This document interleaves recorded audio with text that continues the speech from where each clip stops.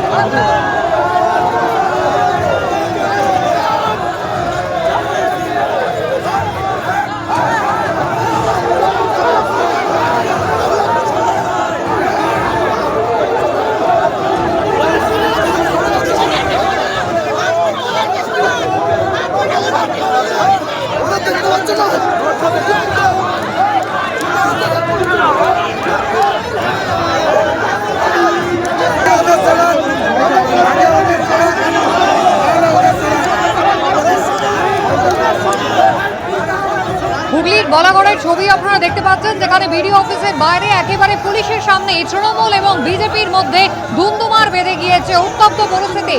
Supreme court কিন্তু 19 তারিখে একেবারে স্পষ্ট নির্দেশ দিয়েছে, আইন শৃঙ্খলার কিন্তু পরিস্থিতি যাতে অবনতি না হয়, এই এসআইআর চলাকালীন তা কিন্তু নিশ্চিত করতে হবে রাজ্য পুলিশের ডিজিকে। এবং একই সঙ্গে জাতীয় নির্বাচন কমিশনের পক্ষ থেকেও কিন্তু রাজ্য সরকারকে চিঠি দিয়ে আইন শৃঙ্খলা পরিস্থিতি যাতে সুষ্ঠু থাকে তা নিশ্চিত করতে বারংবার বলা হয়েছে। তারপরও এসআইআরকে কেন্দ্র করে দফায় দফায় জেলায় জেলায় উত্তপ্ত পরিস্থিতি।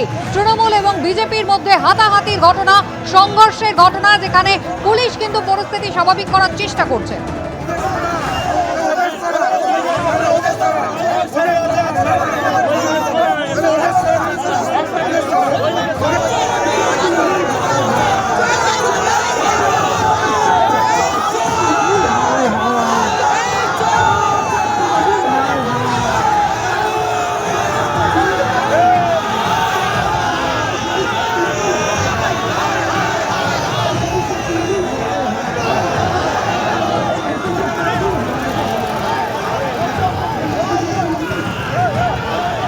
এবিপি আনন্দ, এগিয়ে থাকে, এগিয়ে রাখে।